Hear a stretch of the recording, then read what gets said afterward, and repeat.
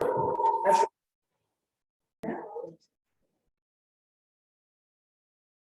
evening.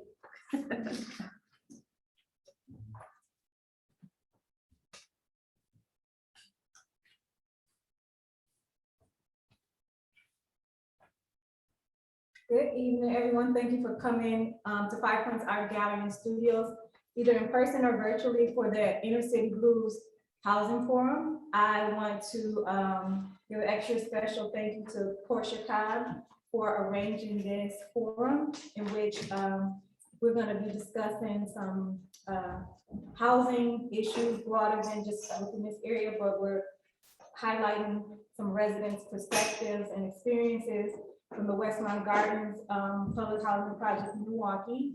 And then we'll have a kind of a round table and balanced discussion with some of other city experts and people who have long experience within this industry. So I want to turn it over again to Portia, and then also highlight her partner for this project, Tiera Trammell. Sitting here down. And our other tech person is Eric. Eric's our cameraman. Montenegro. So good evening, thank you for coming. And this is a long-awaited discussion. You know, I'm going to introduce my guests one by one. This is Jackie Burrell to my right, and she's a Westlawn Gardens resident organization president. Yes. Yes. And a resident, former resident, waiting to return. Yeah. And then next to her is Delicia Morris. She's a Choice Neighborhood Initiative case manager, community advocate, and Westlawn Gardens resident council leader. Her passion for advocacy and service was born of her involvement in volunteerism with the Westlawn community, where she was a resident for many years.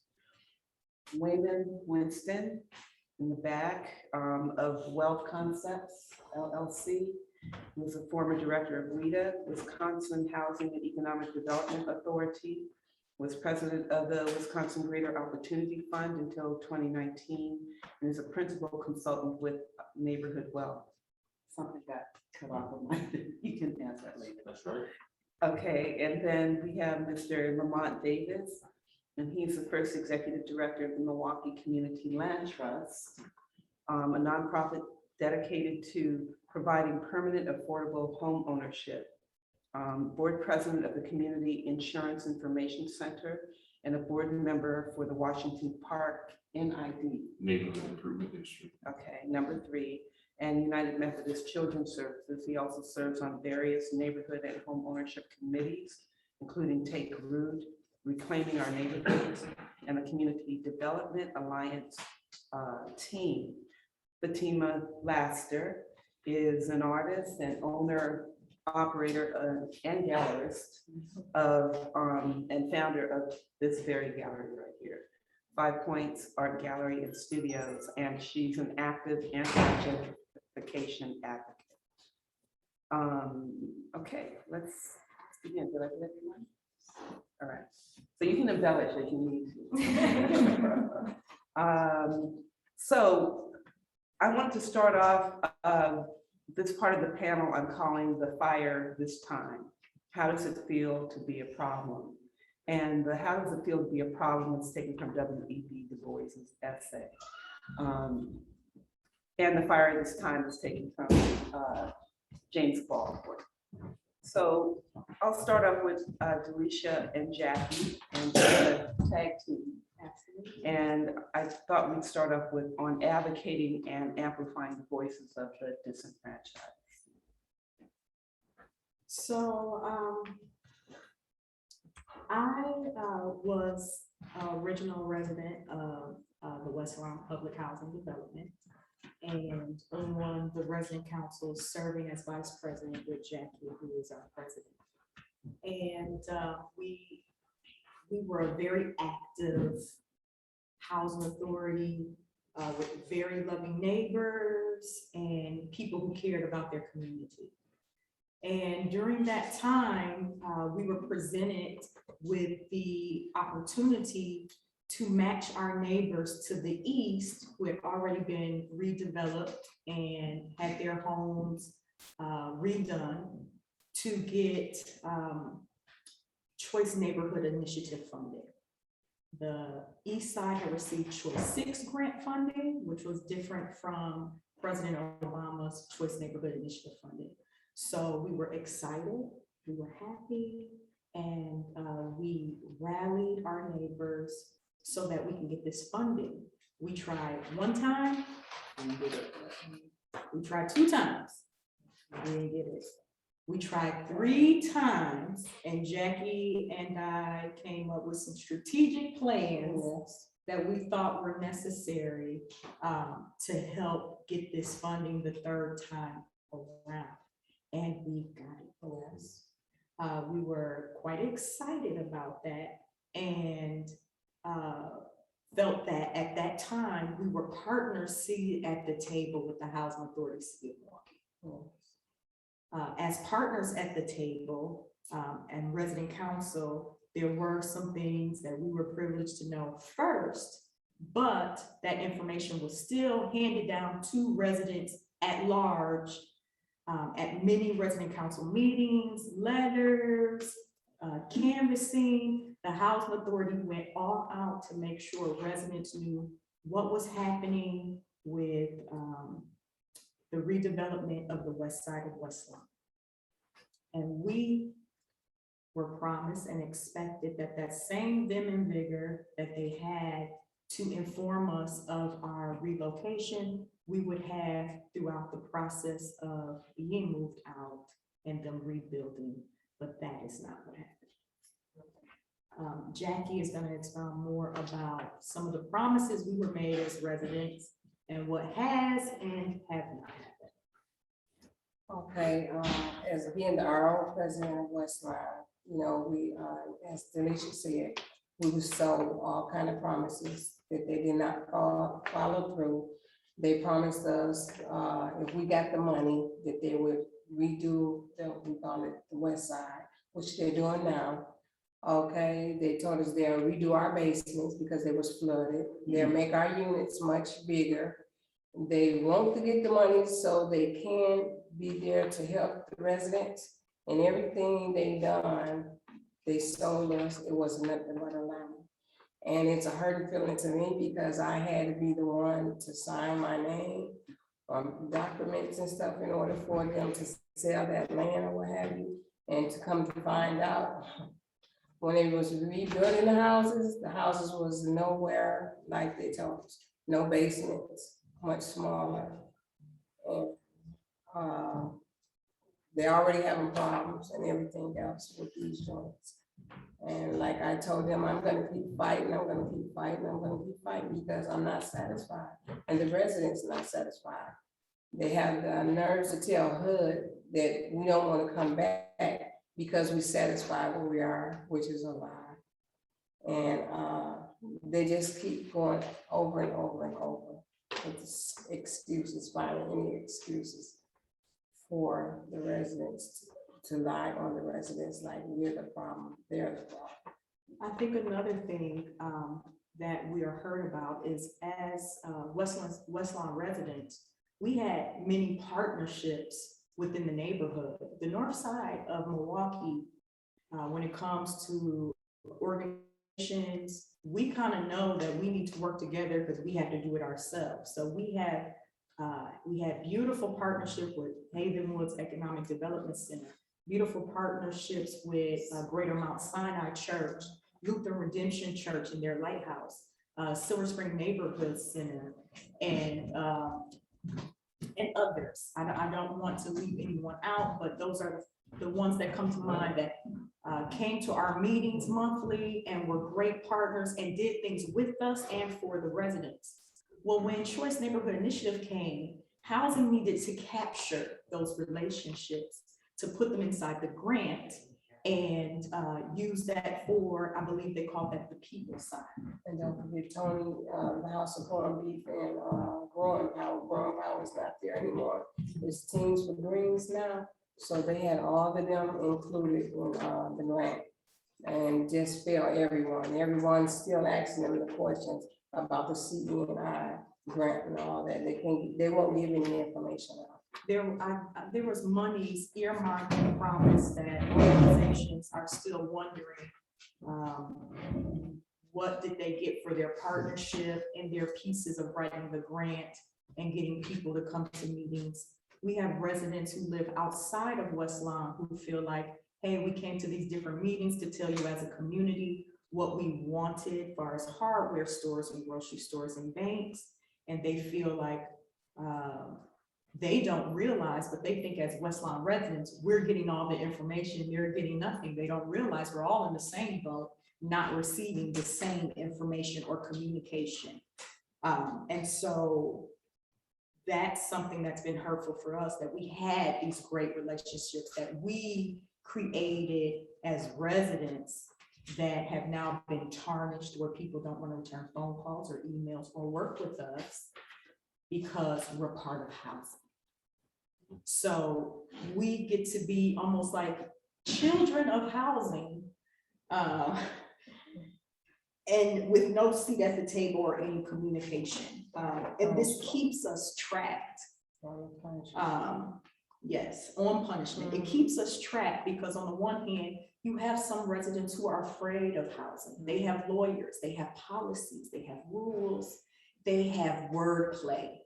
They know how to say things in a way that is intimidating. They know how to say things in a way where you don't want to speak up. Jackie and I are not scared.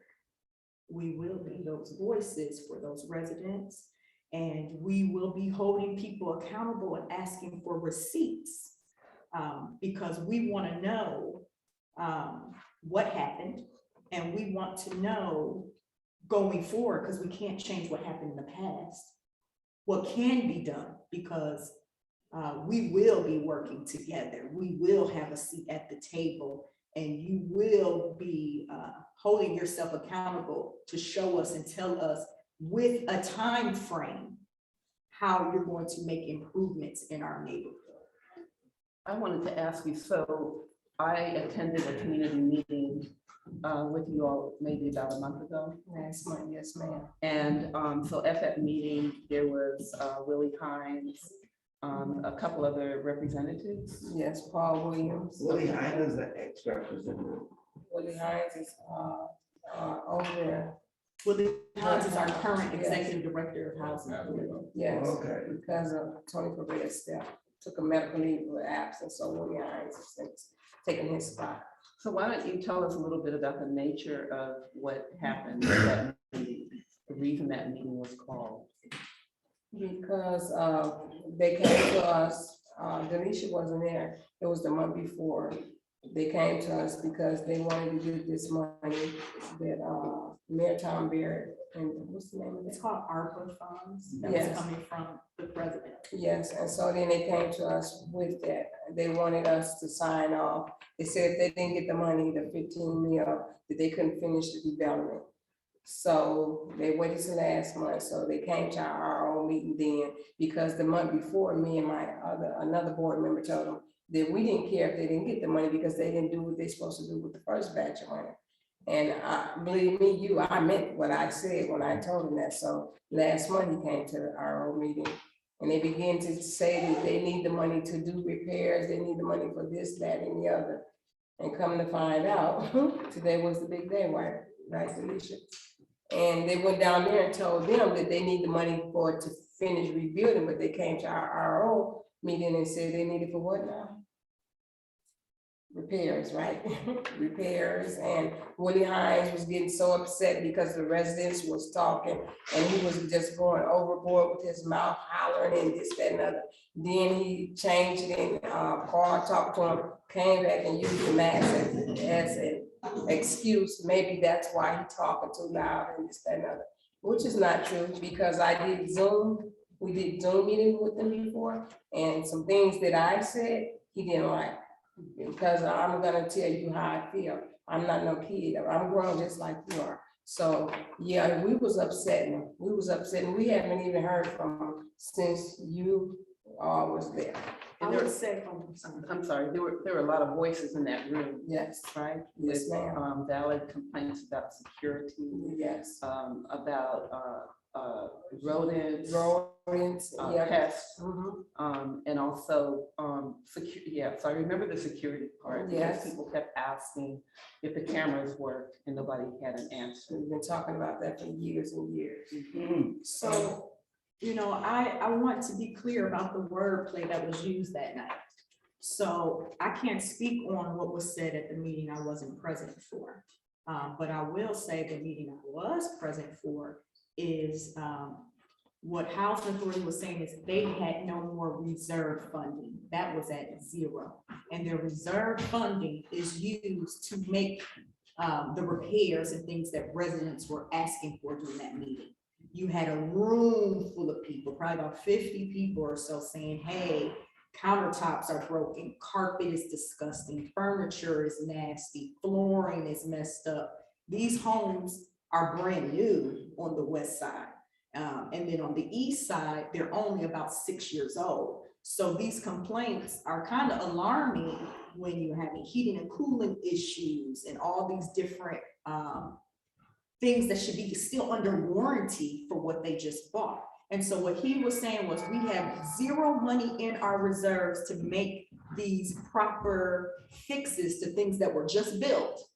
But if we are able to leverage the funding we get from ARPA, when we build new houses, the money we collect possibly could fill back up the reserves so that we can come back to you all on the back end and make corrections. Well, because of all the things we've heard in the past of what they're going to do for us that we're still waiting on, no one wanted to hear that. They were concerned with, well, what about the lighting in the neighborhood? So I feel safe walking around. What about the cameras that you say we have that whenever I call to say this was stolen or this was broken into, or I was assaulted, are they working? Do you have people to look at them? Do you have the manpower? Do you have something to deal with the rodents and rats and bed bugs and roaches in the neighborhood that we keep complaining about? Do you have something that's going to deal with the fact that the Kia boys are running rampant in our neighborhood and the police district is across the street?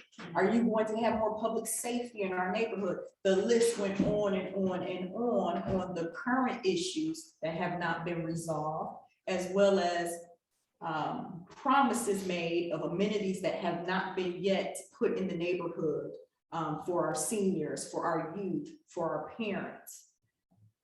Those were some of the things happening and being said in that meeting that isn't new to Jackie and myself, but it's only when money is on the line or votes is on the line that we get an audience that people are listening. If you remember, Portia, you heard 2 residents saying that they wanted them to help get the money. One lady was just moved there, been a year. Remember, she was talking about her ceiling, and the other young lady was talking about stuff in their building. They both in the same building. Mind y'all, this building is 1 year, 1 years old, 1 year. So why would you have to come and repair a ceiling? And she had something else going wrong, the windows, yeah, and then one of the RO board members, she had water coming in her windows and on her balcony, and they're gonna tell her to make sure her door is shut proper. If you shut your door and lock it, isn't it locked and it's shut proper? They find any kind of excuse to say because they don't want to take the blame for what that mess they put up there. So they're blaming the residents again about Yeah. how they care for. Yeah. Because apparently, because they're in affordable housing, they must be children. No one must have any kind of experience of life to know how to live in a home properly. They're tired of being treated like children who don't have life experiences and haven't raised children, grandchildren, and great-grandchildren, which all of them have done or are currently doing. Many of them who currently live there are interested in moving, but as you know, the climate and housing in this city, sometimes you have to stay with the devil you know.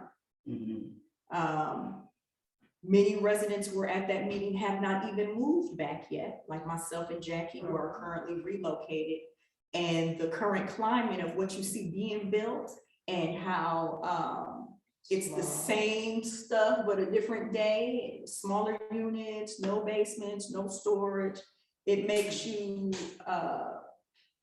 not want to come back home because it doesn't feel like home anymore. And me personally, I can't, you know, I want to go back, but I will not go back because my furniture, when they tore it down, I had my furniture that I have now in there. I would have to take and put all my stuff basically in storage in order to move back out there, because like Delicia just said, no storage room, no basements. And the main reason why they was going after this money is because water was leaking in the basements and some of the units, not all of them. So they, like I say, sold us a dream. That's what I tell them all the time. Y'all didn't do nothing but sell us a dream and stab us in our back because of the simple fact. That's what they did. Their reasoning would say, well, Milwaukee was going through a boom when it comes to rebuilding. Downtown was building all the things for bucks. And that's why they made all these changes. As residents, we say, again, we're adults. We're some of the best budgeters in this world living in affordable housing. You could have came to us and said, these are our obstacles. Let's work together for different solutions that we're all happy with. But again, we're not allowed those allowances to be seated at the table. I'm gonna shift over now to Fatima, and under her banner, I have fighting gentrification from within the belly of the beast. Why don't you tell us about the exhibit a little bit and of your passion for what you're doing right now? So the current exhibition is called Signs of the Times, and it's different signs, signals, harbingers of either gentrification occurring in your neighborhood, which is very, very aggressively occurring in this exact neighborhood and all that neighborhood, the contiguous neighborhoods leading to downtown. We're nowhere from downtown, and or it's coming to your neighborhood soon. And so what I do know, and I'm sure what some of the residents are growing to know, it's not a Milwaukee-based issue, it's a national issue. So the exhibition also includes some nationally based artists as well, and their own vantage points for their specific neighborhoods. So we even have like Charlotte, North Carolina represented, Chicago a lot, Cincinnati. You can see some of these signs with the monkeys, with the artist Michael Copage. He created these no monkey business signs, which end up having a dual reaction to them, where he installed them in areas in Cincinnati that were where the public service facilities and residents were being displaced. And what he got in return, in addition to it, was the assumption that a hate crime was being was going on. But otherwise, people are very aware and are trying to present the information the best way, because as a mass, I think so much misinformation is presented, and you know, having certain lots in life, you feel like, again, disenfranchised, no power. How do I stop this? If they have the money, they're gonna do whatever we want. And so when you are vocal, like Jackie and like Delicia, like myself, you are that I call it good trouble, but a thorn in their thigh or whatever, like a deterrent to their money. And that's what it's all about. It's not about human rights. It's not about humanity. It's not about housing for them. It's about profits. And at the end of the day, people need housing to sustain, to build families, to live, and quality housing. I know there's a big trend for the coinage of affordable housing, but housing in general, whether you own or rent, is becoming unaffordable, period. And so that's a new trend, coin trend, to get extensive developments, multi-unit developments built under the guise of helping usually renters. But after a certain time, the requirements that people have to submit to keep their tax credits to fund those projects, the developer or owner has the option of keeping it affordable for the target demographic that they, I'll say, air quote, use to get the money, or they can sell it and then they can change the demographic to what's considered a market rate or higher paying demographic to live there. One of the major concerns which they've expressed is how quickly the development's getting done and the poor material quality that is used to develop and construct the housing. It's not like old housing stock, which is why some of the areas over here, we have really old, beautiful homes with materials that are expensive. Some are obsolete, but the quality of the materials have allowed those houses to last, but you're not seeing it, even in some of the old rental apartments, there is higher quality, but you're not seeing that in the new stuff. Yes, it looks new, it looks enticing for a minute, but once you live in it and they're not being geared to be lived in, they break so easily. And I have had experience, I've not lived in public housing, but I have worked with contractors who have had to come out there under these newly facade buildings and the ceiling needs to be replaced, or a big hole in the ceiling, or the floor needs to be weak. And it's not tenant abuse. Every tenant is not great, but it's not tenant abuse. And they also want to not pay the contractors properly to make the repairs so that people don't have to keep coming back to back too. So it's always a quick fix was my interpretation. And then they didn't want to pay the proper price. And so they might squeeze contractors sometimes and shop around or just let it go unanswered until they get an offensively low price to get it done. And then if you're shortchanging one end, the contractor has to shortchange to get the materials and their labor that they have to pay to get the work done. But it is so cyclical and it's so intertwined. What I am vocal about is not just trying to protect homeowners, because I've sat in on meetings where they say, oh, it won't affect tenants. And I was like, how? If good landlords have good relationships with their tenants and the cost for them, whether it be taxes, water bills, electric bills, become more that they can sustain, and they can only hedge so much more, then they have to pass it down to the tenants, which also puts distress. So you're like creating a supply chain of distress. And you know, there are more tenants than homeowners too, so they have stake in the neighborhoods too. And so I'm conscious about saying, like, including owners and renters as too, because they create the neighborhood.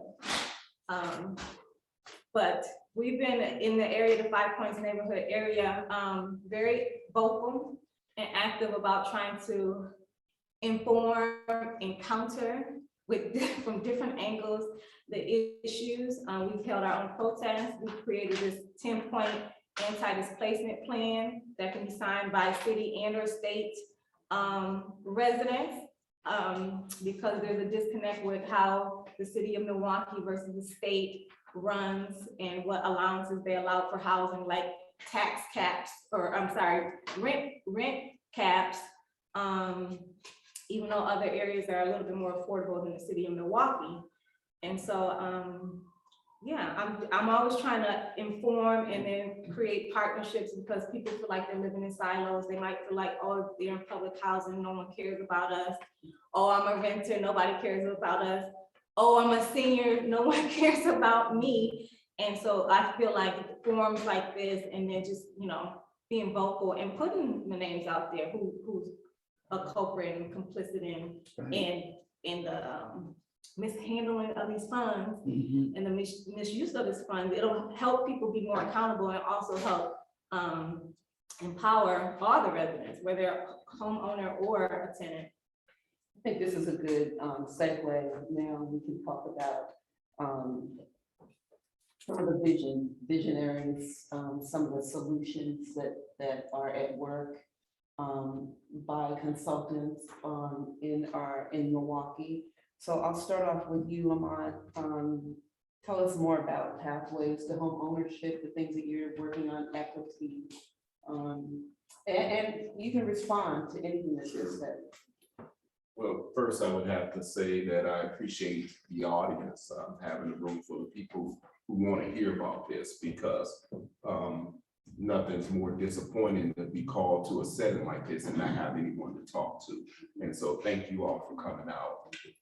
And I would also echo listening to Ms. Jackie and Ms. Delicia, their frustration that this is what the community is feeling, a frustration, because we have a government that is not really set up to take care of poor people.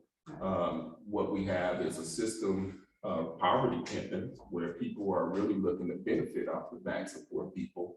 And that's really disheartening, because I'm an optimist. I believe in the good in people until you show me something else. And I try to be optimistic, but the longer you work in the industry, you get more pessimistic, and you start to figure out ways where you can impact things within the system, but also knowing that you have these frustrations that you take home with you.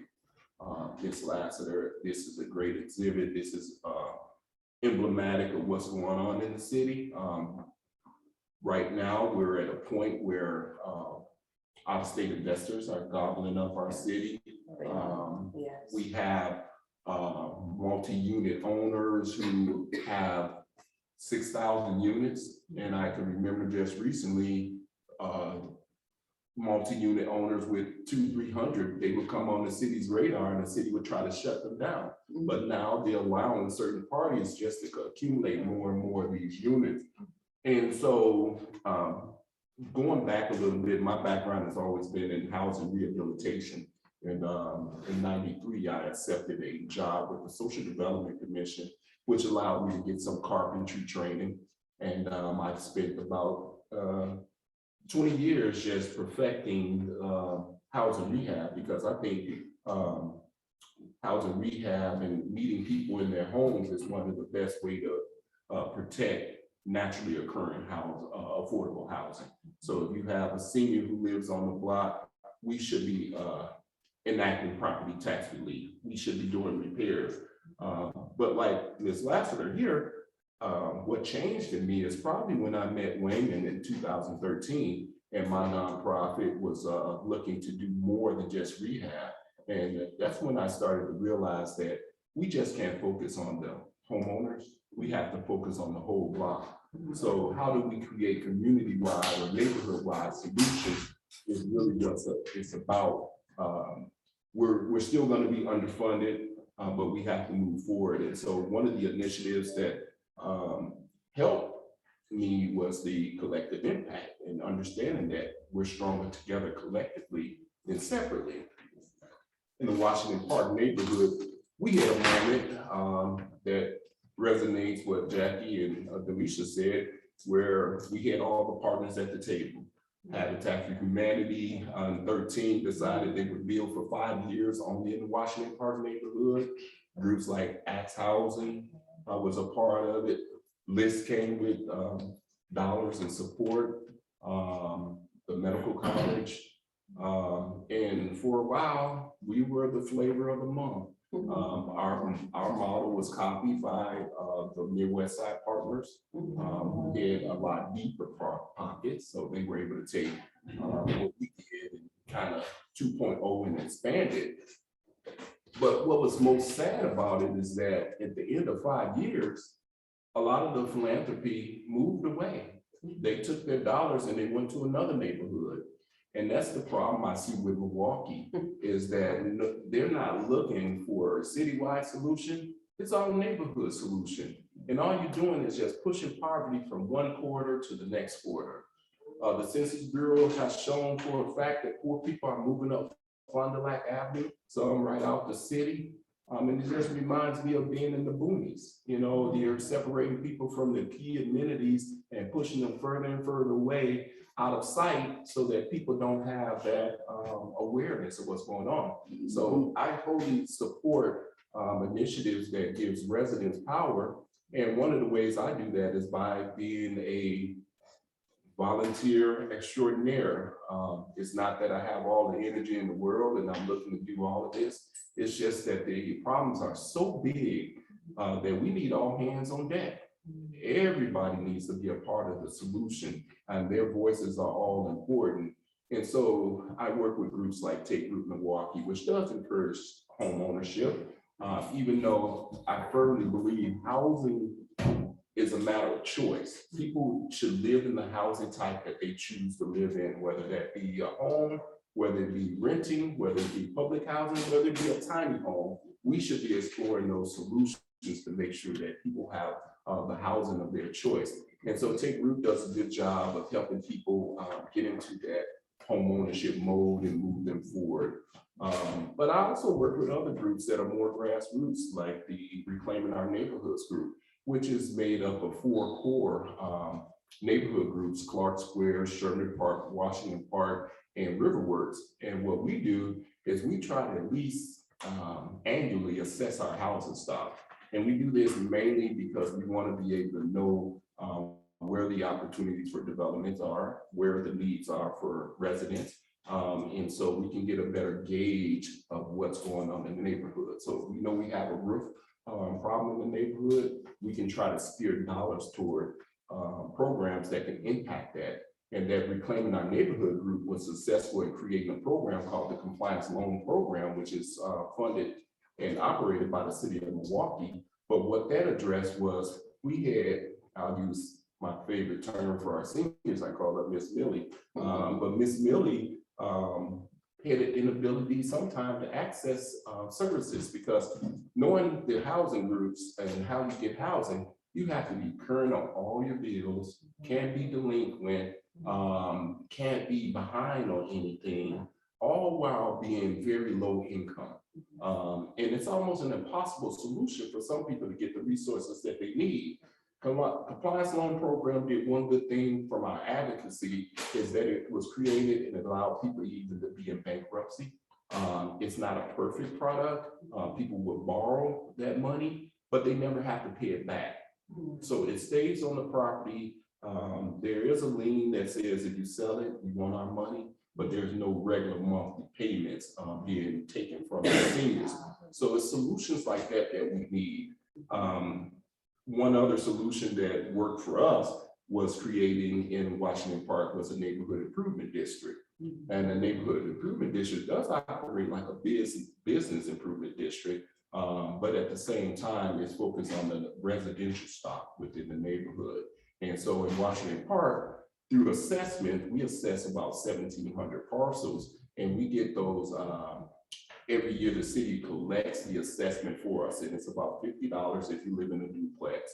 It's it's $100 in a duplex, $50 in a single family that you pay yearly. In businesses, we don't have a lot, but the businesses pay $500. But that money rolls up into about a pool of $160,000, and that pool we use to spend about $100,000 a year on $7,500 grants to property owners who live in the neighborhood. So it's a good way to attack some of these problems is trying to meet people at the house and then expand out from the community and go wider.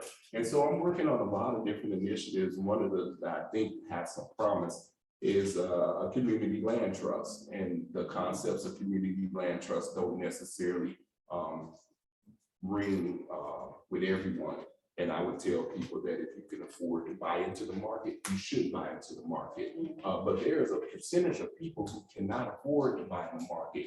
And the community land trust, what we are trying to do is take the cost of a unit down to an affordable level and allow people to buy. So for a quick scenario, a home may be $200,000 to produce in our neighborhood, but that doesn't mean it's affordable.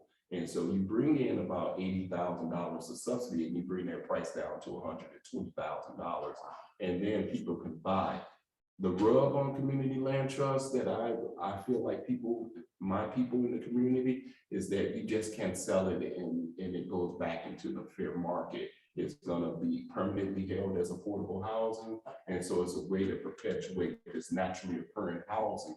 And they go hand in hand with a lot of work that Wayman's been doing around cooperative housing. We need to find a way to get a pipeline of people that can move into home ownership.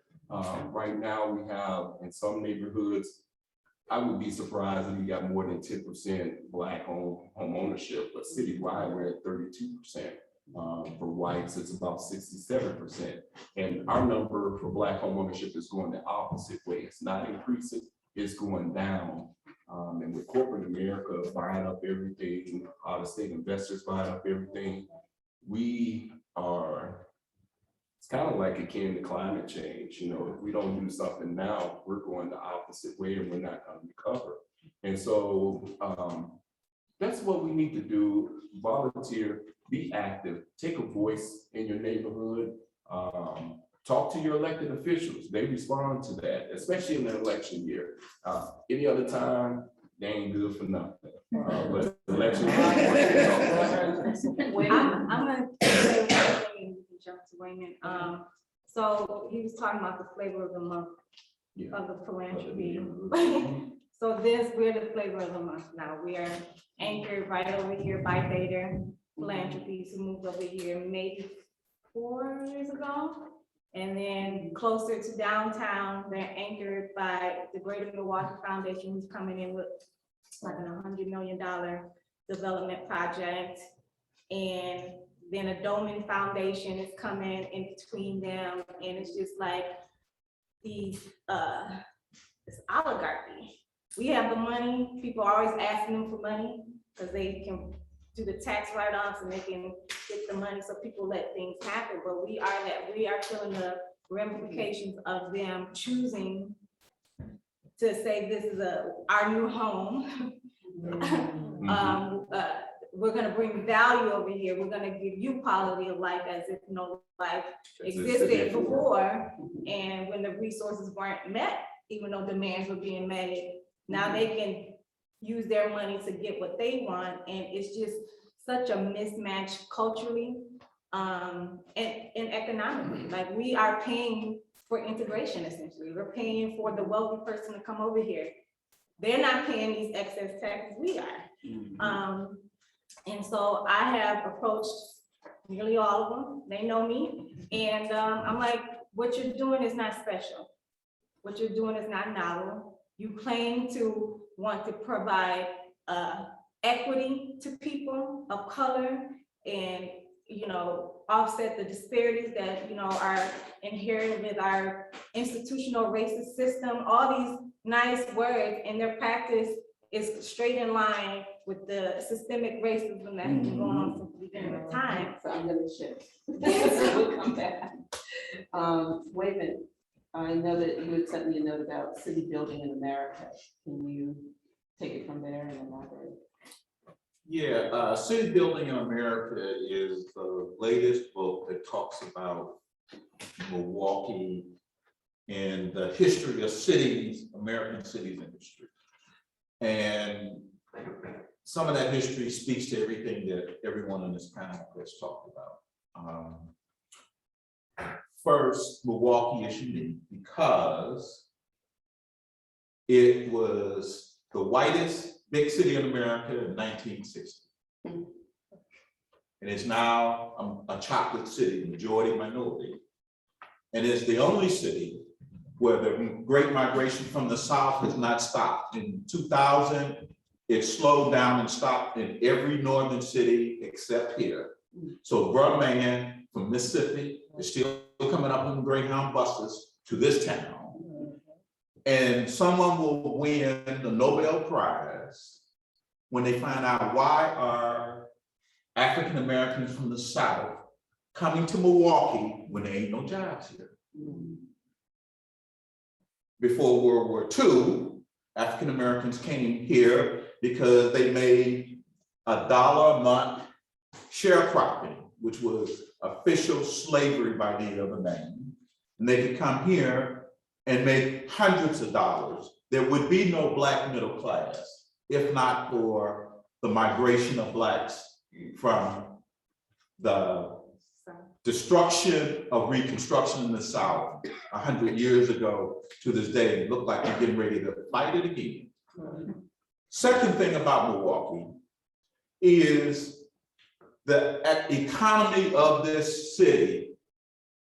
It was the parts and the manufacturing center of the planet. It is no longer that. And part of the reason that we have such horrible conditions in our neighborhood, because the economic plight of Black folks here is some of the worst in the country. We've had a half a century, 5 straight decades, where Black Milwaukee families had less income at the end of the decade than at the beginning. 90, 2000, 2010, 20, and 80. 5 straight decades with less income.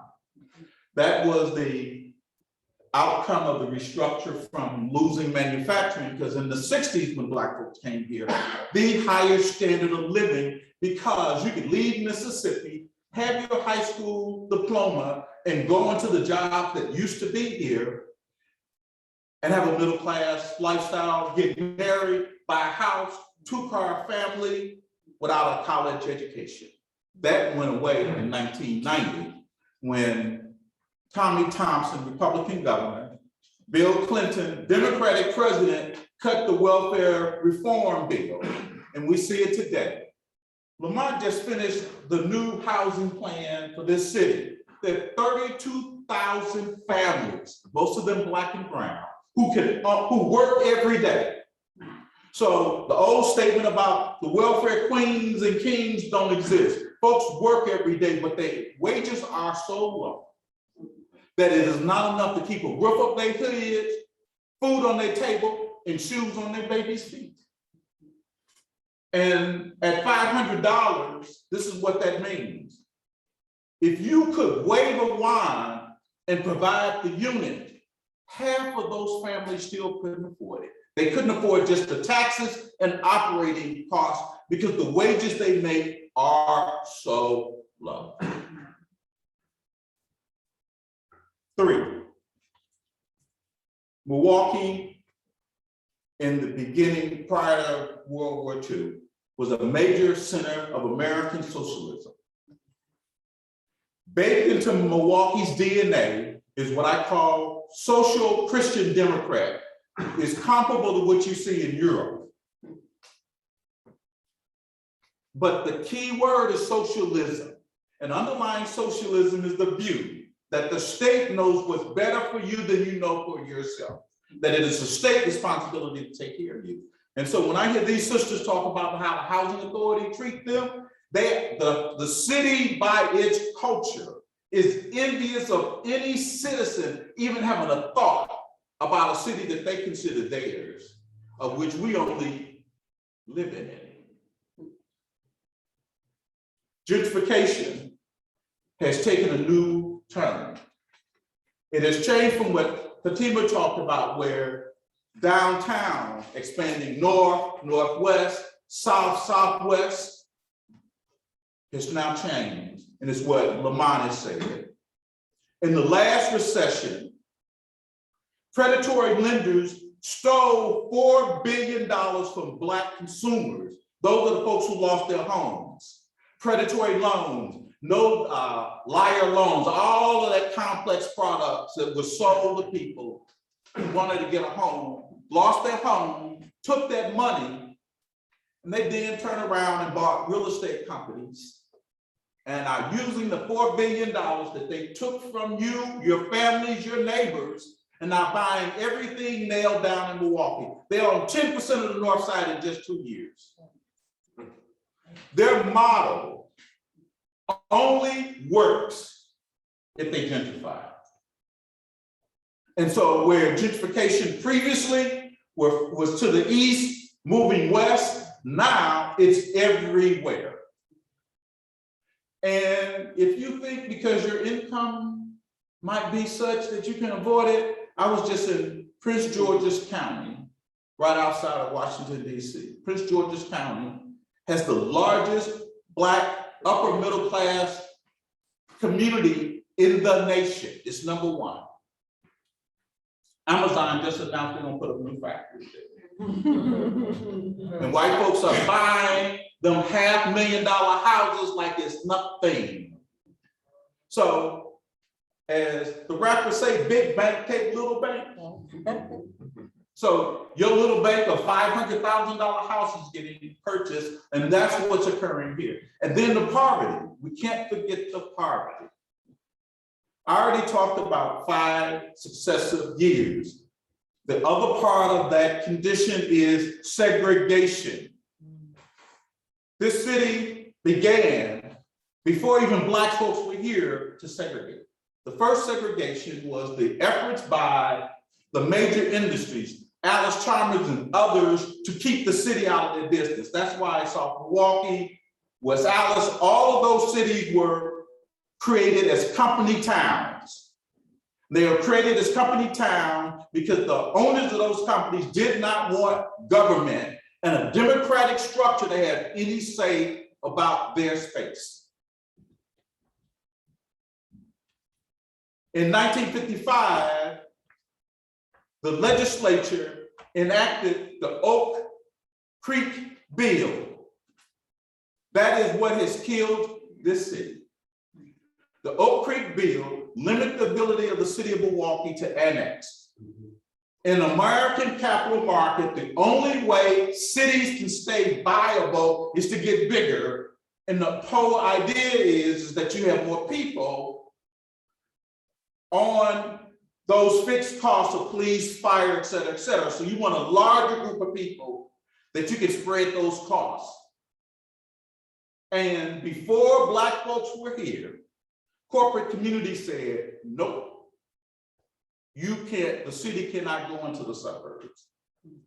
They did that before World War II. And by 1955, when the city looked to move south and southwest, the legislature passed the Oak Creek Bill that basically outlawed one city in the state of Wisconsin that cannot grow. I think what we want to do is to open up for. Could I do one more thing? Because Yeah. I worked on the deals these ladies talked about. So I gotta tell them what they need to do, Please. the solution. Those projects were done by WHEDA in the state of Wisconsin. By law, WHEDA is responsible for what happens there, not HUD, not the city, and whether or not the owner is maintaining the promise he made to produce the units that y'all been promised and have not received. And I would argue the residents should send a formal letter to the executive director of WHEDA, copy to the governor, and it basically asks for a review of the construction and basically tell them what you want. Don't tell them a problem, tell them what you want. Would the alderman also be CC? But the aldermen have nothing to do with it. Okay. Then let me explain I'm why. asking. Let me explain why, because it's a good question. They're not doing anything anyway. The city's approach on housing is this: what will fall out of the sky? And what is falling out of the sky is WHEDA. First Antonio Riley, then myself, and the person that is there. And so what it has meant is that the tax credit program provides for someone who's going to develop long-term 30-year affordable housing, $50,000 a door of subsidy. And that subsidy is what makes the projects economically viable enough to provide long-term affordable rent and put some money in the pockets of the investors. Question, so who is responsible for the money that was not used to make their homes habitable? Is that WHEDA? Is that the alderman? It's called value engineering. The mayor, who? It's called I value. repeat, the projects that I referred to, my answer to that question is the Wisconsin Housing and Economic Development Authority. WHEDA, not the alderman. Okay, WHEDA. Wow. Do we have any questions from the audience? Statements? In the back here and then. I have, I'm part of 5 Point Neighborhood Association, board member, and we've been around since 2008. And Vibe was a group for 501c3 since about 2011. So everything that you all said, I've been through it. And as a homeowner, I've been in the neighborhood since 1967. So I know this whole area is looking like predominantly white, one person low here, and everything I've seen with the gentrification, I've heard it. My dad was part of Harambe, the original Harambe, was Harvard Buckets, was a kid. So to see all this happening now, one thing I have a problem with is, from a taxpayer standpoint, we have to understand who is our ally, who our adversary. And to me, all the city halls is an adversary. Everybody from there on down, you can go from Madison on down.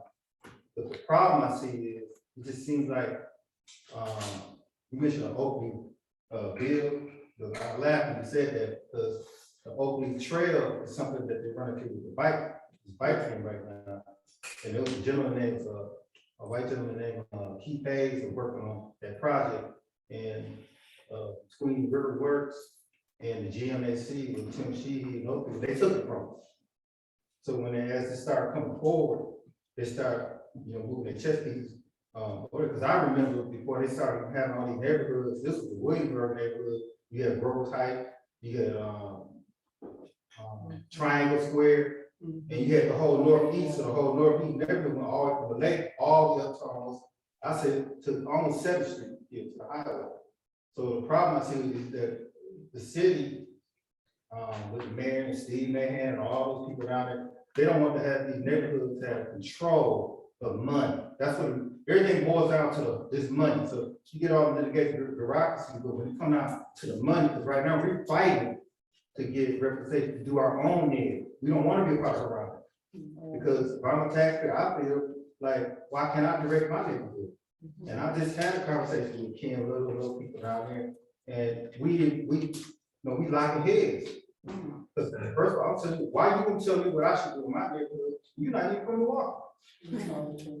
Indiana. So you always transfer people to make decisions, and we have to the mayor, and we need to know what the issue is, how to fight the issue. And then part of the problem I see, there's a lot of these programs that's on these websites, a lot of them probably haven't looked at. And there's a lot of language in there that you got to break down, because every time when you get wind of what's going on, they change the program and they shift the money around. And then the other thing I say too is, when you go to these meetings, they call them charrettes or listening sessions. They want your idea, and they take your idea and turn them into control. Right.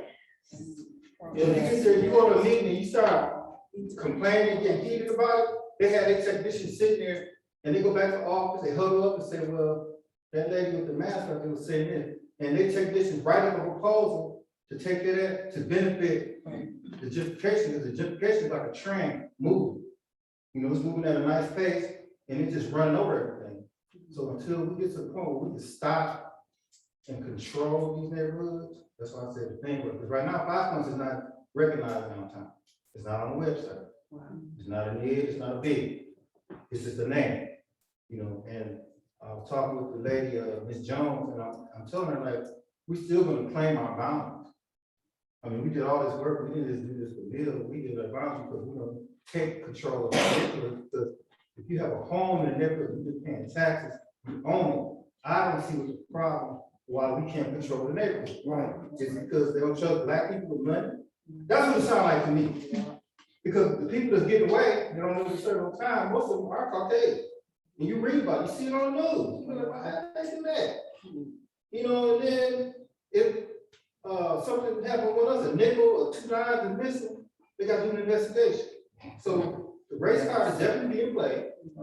And when I talk to people, I'll be straight up as a man. I go straight up. Okay, you can dislike me, but prove me wrong with what I'm saying.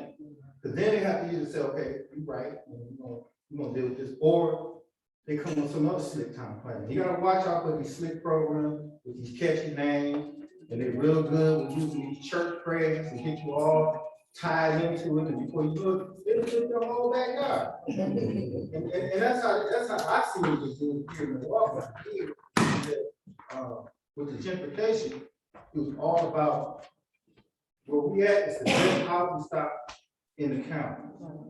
Because the sewer system is right here, and we right by the lake. Right. This is about water politics.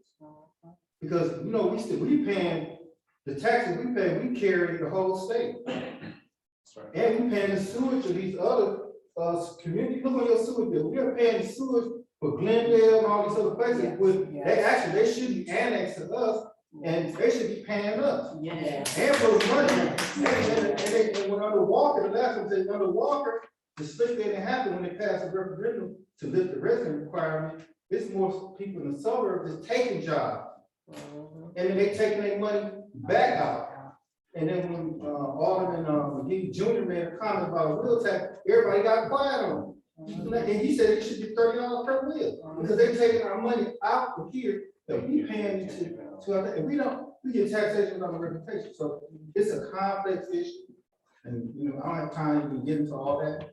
But I'm glad I got invited to this meeting, and you know, this is the ball rolling, and we just gotta keep rolling and we gotta fight. You know, you can't be fast, we gotta fight these people, because they're not playing. And you see that here. Yes. And it's like, you know, if you don't come with the right tools or the right weapon, they're gonna run you over. Yes, sure. And the last time we said now, Fatima made a comment about downtown Milwaukee. Now, I was at a meeting in Chicago, when they talk about the Milwaukee area, you know that they're stretched all over racism. And for the benefit of FISA, the slap in the face to everybody in here is that the city, county, and state, if those white investors that's worth $3 billion, they give them $350 million to build a stadium. And the majority of people that work every day can afford a ticket to go to an exhibition game. In our face. In our face. So every time you see the Bucks down there, and I'm not a Bucks fan because of that. I'm born and raised here. I like Oscar Robertson, Kareem, and all that. But the common council sold us out. Every last one of those black legislators, they sold you out. And don't get tied into them because I'm in the same frat, I'm in the same block, they go to my church. No, they sold you out. And not only with that, you can look at Westgate, when Reverend, I can't think of his name, where Westlawn was at. Willie Hines and Willie Wade and Joe Davis sold all those construction people out. They get one contract over $83 million. And the only thing that happened was they made Willie Hines step away and step down versus facing federal charges. That's why he's not alderman no more. Because people don't know, because the news don't talk about this. You don't get no more investigative journalism. That's over. It's all commercial news, pop-tart news. But the reason that he's not down is because I can't think, he's a hit of Michael. I can't think of his name, but anyway, he raised a big storm about this. Briscoe, that's his name. And so that was another thing. So when you look at these black aldermen, they're not representing the interests of their constituents of black people at all. Y'all said they'll do nothing. There's nothing. You're right. Absolutely nothing. I agree 100%. You can't even get her to call Public Works to these people that are supposed to clean the alleys in the street. They don't do nothing. Nothing. And I had a fire hydrant by my house that got knocked down by a truck. That fire hydrant was broke. Until I took my phone, my iPhone, made some deal, and I tested to every city department on Twitter, and they sent somebody out in 2 weeks. So the question probably raised is, well, what's going on in your district? I see this film right here. Then now, you know, they feel embarrassed. That's one way maybe to get a response. But for the last 10 years, I don't know who's voting for her, because I don't. I put writing candidates in sometimes. I'm not voting for her. And she's only winning by a slim margin of votes now. Slim, because you got less than, somebody said 10% people that actually come out and vote, maybe 10, 15%. So she's getting in office and 17,000 people not voting, not even 50%. not even in the presidential review. But that's another method, because I thought your all person, man or woman, is supposed to represent your interests. They only come around every 4 years. And everything that they put on that card, they line. Better say it. Everything that they put on that card, them little bullet points, you look on there, make it sound good, give you some hot dogs, some cake, and some juice, You and better then say you don't it. see them. You better say it, because when they come to my meeting this year or next year, they're not getting in. They can come and sit all day long, but first getting up speaking, I'm just gonna keep on talking like I'm telling y'all, and when we done, I'm not gonna even call them up. They ain't been coming, so why come now? Right. Don't even come to the door. And I get that. Yes, I have two questions, couple of questions for the ladies. First question is, first of all, I want to thank you for coming out. This has been very informative. My first question is, how much money was allotted for the redevelopment and reconstruction of Westlawn? So, so to answer that question, when we first received the Choice Neighborhood Initiative grant from HUD, that was an initial $30 million. Okay. And so we had a little celebration for that. And then that funds was leveraged from places like PNC Bank and other investors to get, the goal was to get maybe like 300-400 million. And so that was just a little piece of money to get the ball rolling. So that's like to get other, money. yes, Okay, and that, you know, piqued the interest of people like WHEDA, PNC Bank and things like that to invest in our neighborhood with tax credits to build our neighborhood.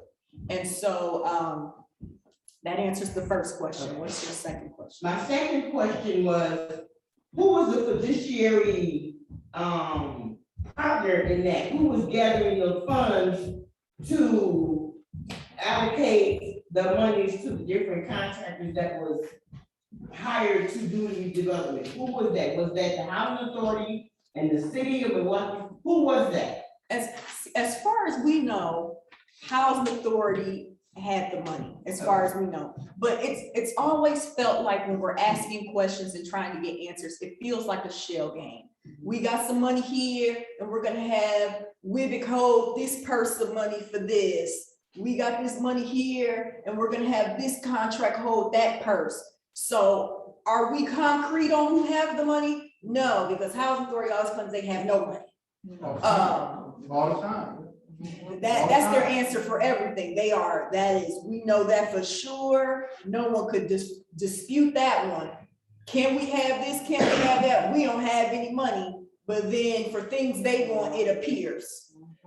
As a requirement for state law, the housing authority is considered a unit of a governmental entity and must do an annual audit and must have third-party reports on their budget. So whatever they're spending, whatever games they play, they still have to roll that up into a report.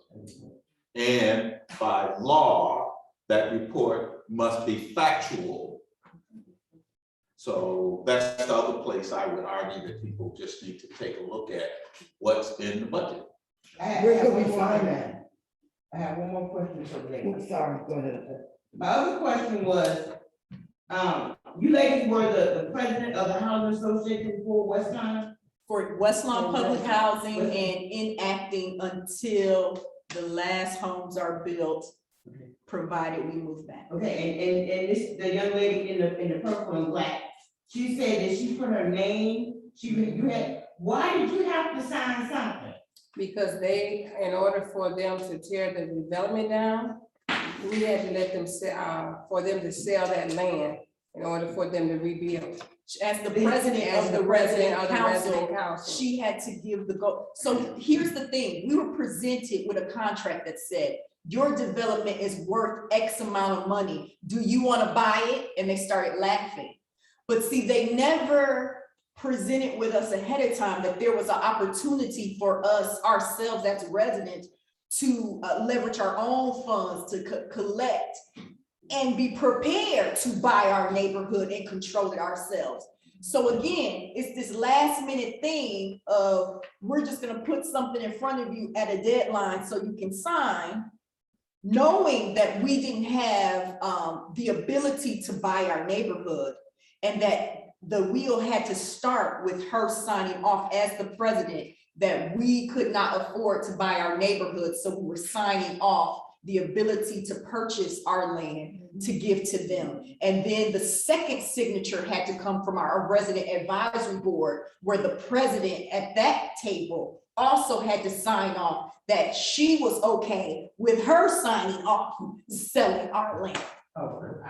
So since the Great Depression, public housing land could not be touched, could not be sold.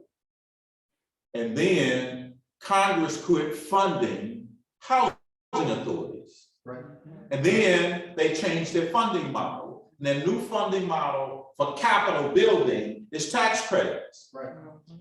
Now, if Fatima happened to buy those tax credits by law, she's the owner.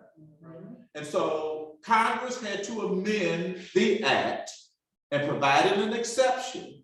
But with that exception, under the law, the residents had a say, and you're absolutely right. You could have said no, and they couldn't have did it.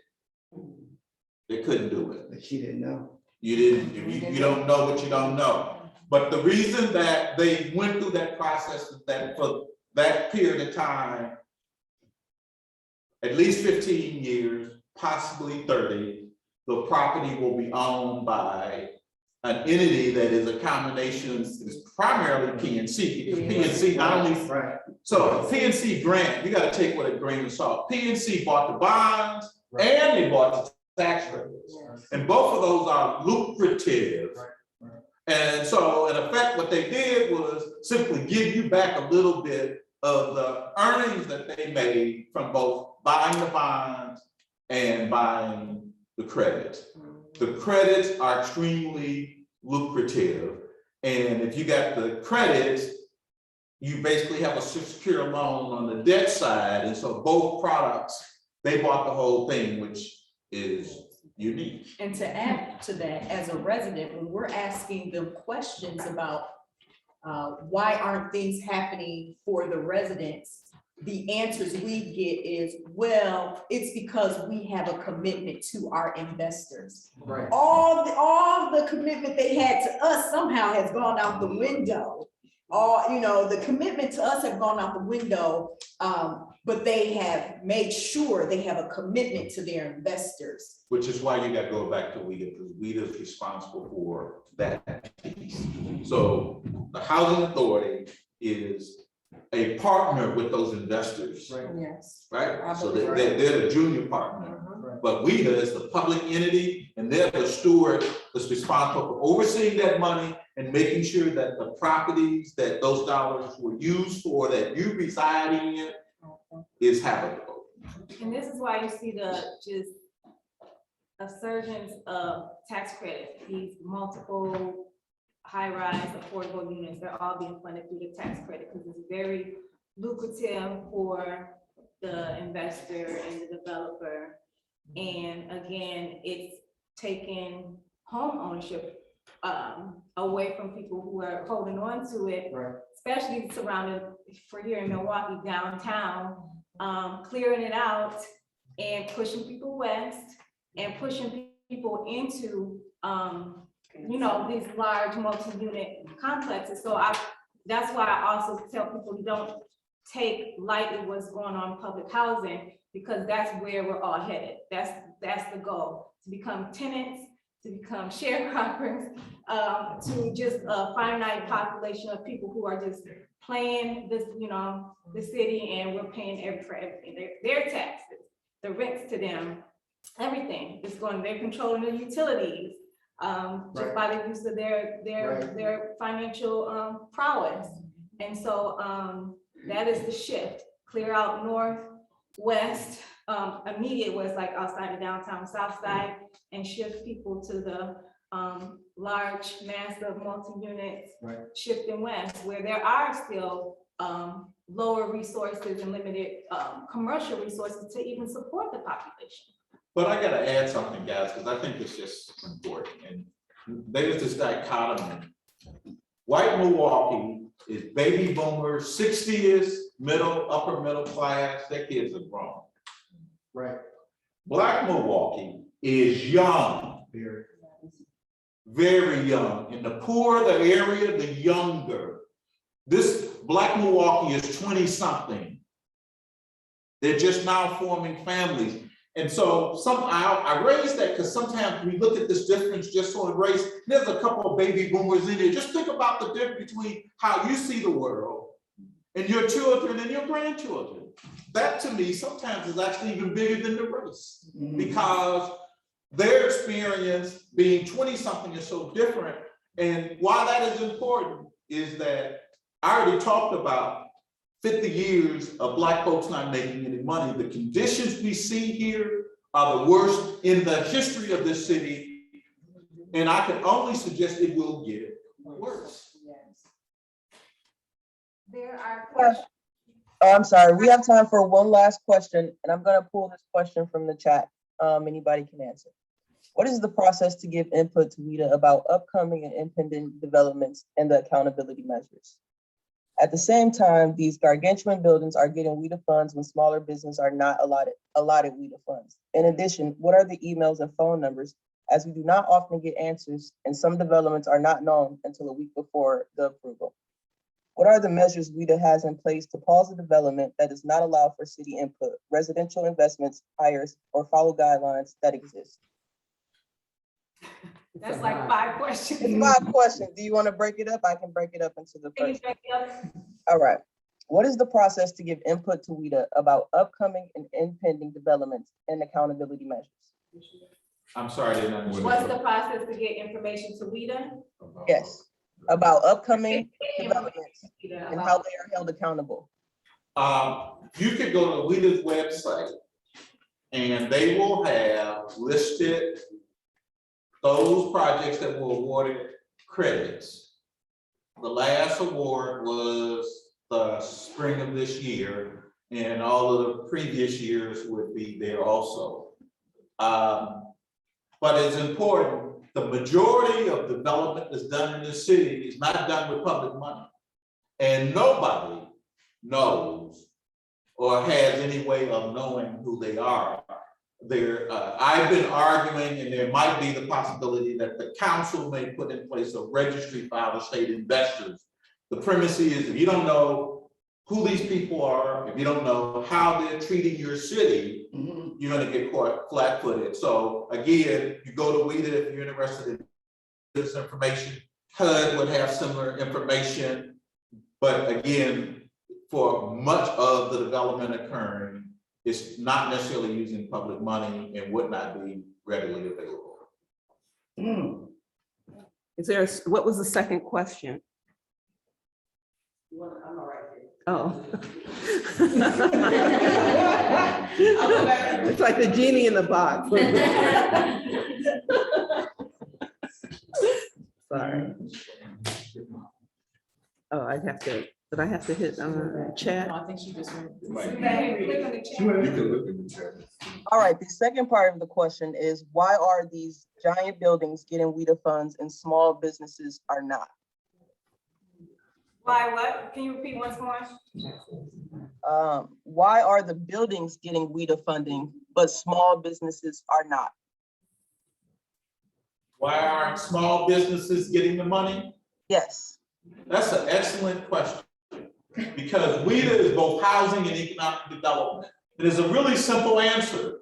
WHEDA is biased toward housing, and it treats its economic development like it's a bastard child.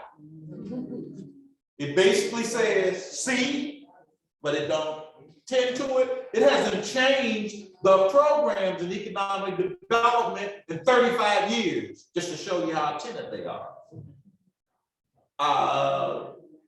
My time there, I did some programs, all that is gone. So, but for an effort, it wouldn't occur. So it is an internal bias of the culture of the organization that basically says, we're a housing organization, and that ED stuff, we're not, we're not saying we're not gonna do it, because how do you tell your boss, you're not gonna do it, but in effect, you just sit there and don't do it. WHEDA also has high turnover. Our systems are lazy, so they want to shop it off to the person who can amass it all at once and get their money and go versus like providing and taking time to split it up Right. equitably too, between a lot of different smaller parties who are actually probably more directly impactful for their neighborhoods, because a lot of them, like me, live in their neighborhood and work in their neighborhood. And so it's just easier to go with the big buck person who has the money. Fatima, Already. you're so right. Last year, 16 community development groups in Pennsylvania got $250 million from their state that they did in tiny loans. And they put that money out between May 1st and December 31st, $250 million, with the average loan being about $18,000. They could have had big ones, they had little ones. But here's the other thing. If you remember with the PPP, like if you didn't have employees, you couldn't get the money. Well, most Black businesses are sole proprietors. Well, they fixed that. So that meant that individuals, if you had a company, you could get the PPP as well as someone with employees. And they were able to do that because of what Fatima talked about. They came together collectively and they kept pushing them, and it was a little bit serendipity. They, like Wisconsin had did so poorly in putting the money out, they got to a point where they had it, the money had to be spent in 6 months, and they knew they couldn't spend it. They said, we might as well give it to them because we're gonna give it back to the federal government anyway. They put it out there. I'm gonna have to bring this to a close, but I wanted each of you to have, a final word, if you have something you want to say. I know you're gonna continue to do this fight, we're following it. Oh, yeah. And, and audience members, thank you for being here.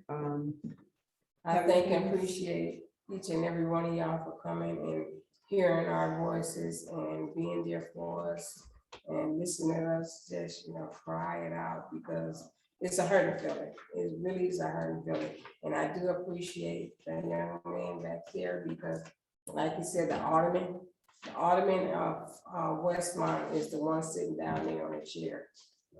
Yeah, so like I said, I remember the story quite well. When the whole scenario, I saw it all play out.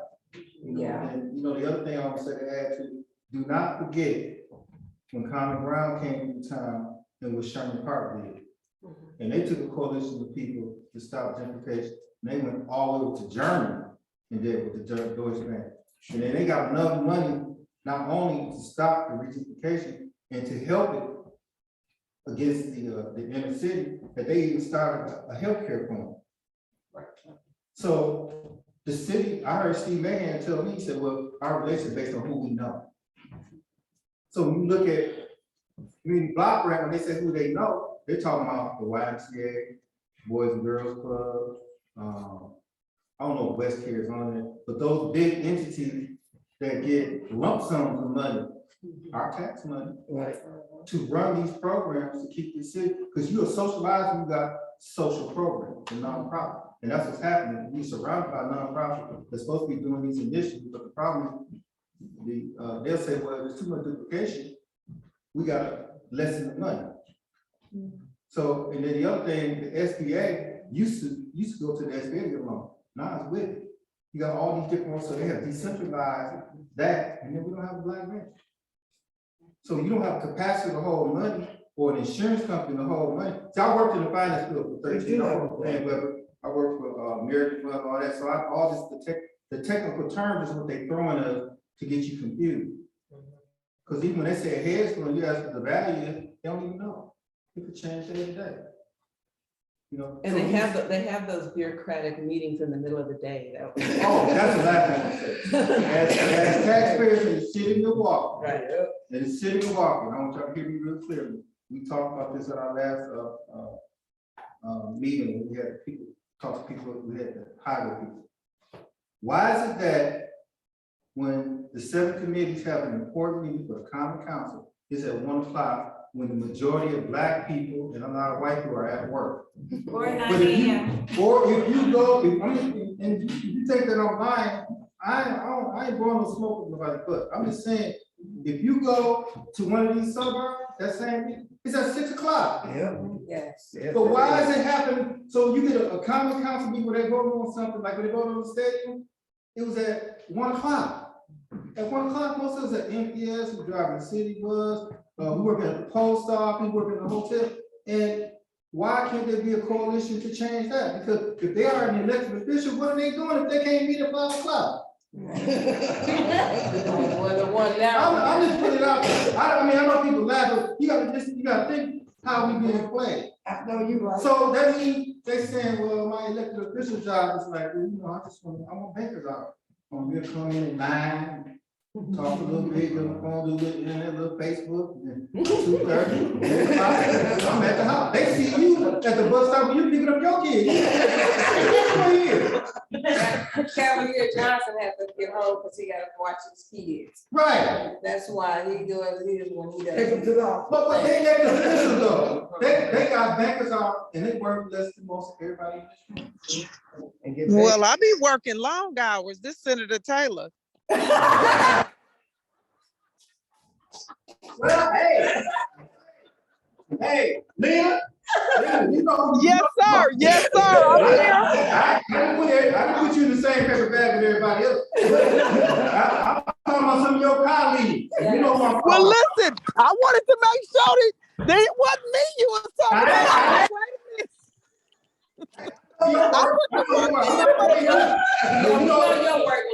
You know, I do some name calling. I don't have a problem with it.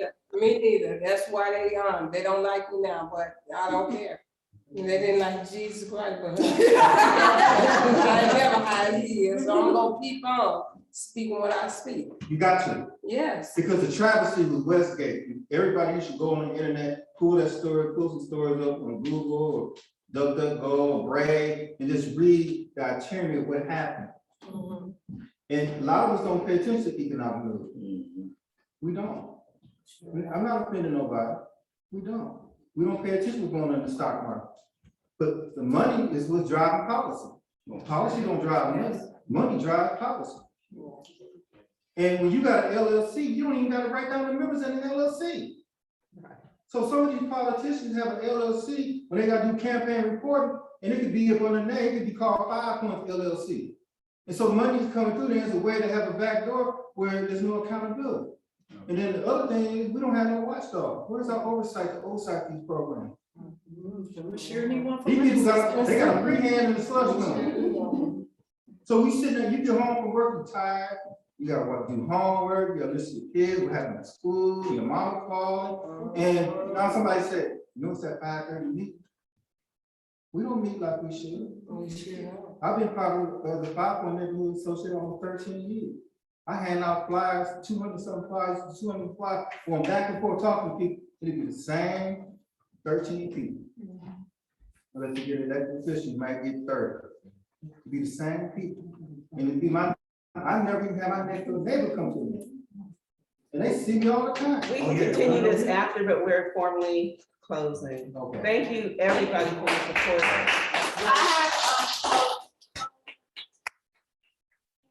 For attending.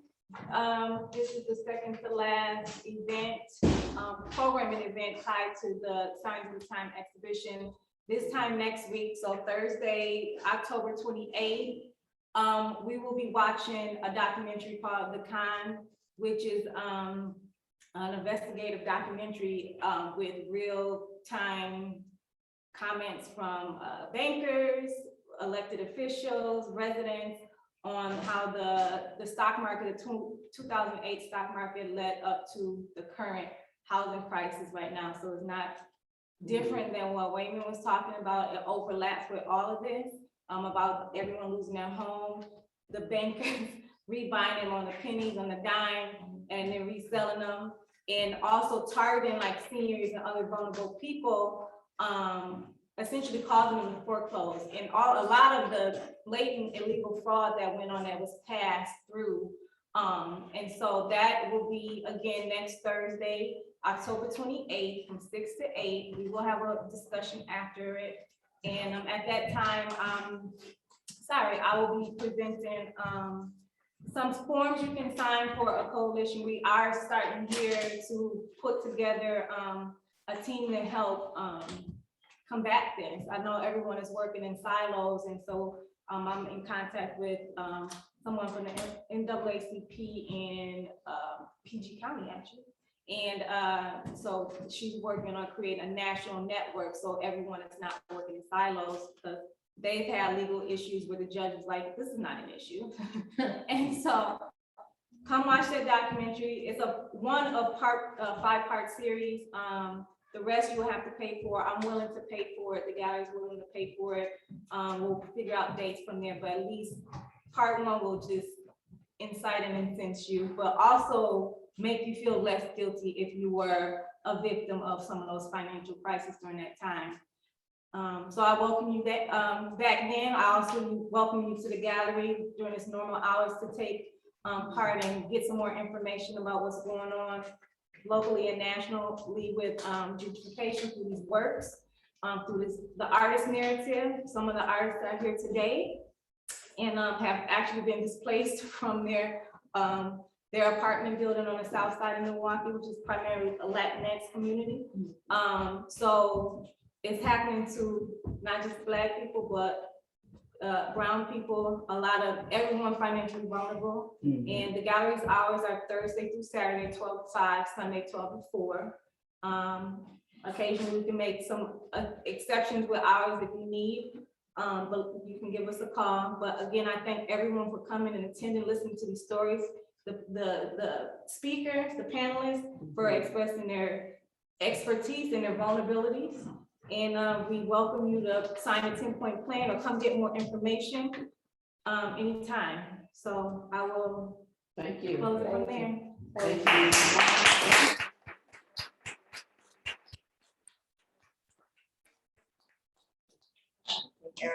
Thank you so much. Thanks for hosting. Yeah, right.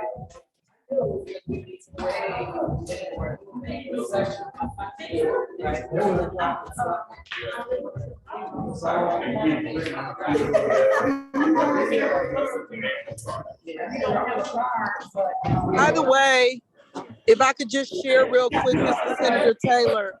Okay.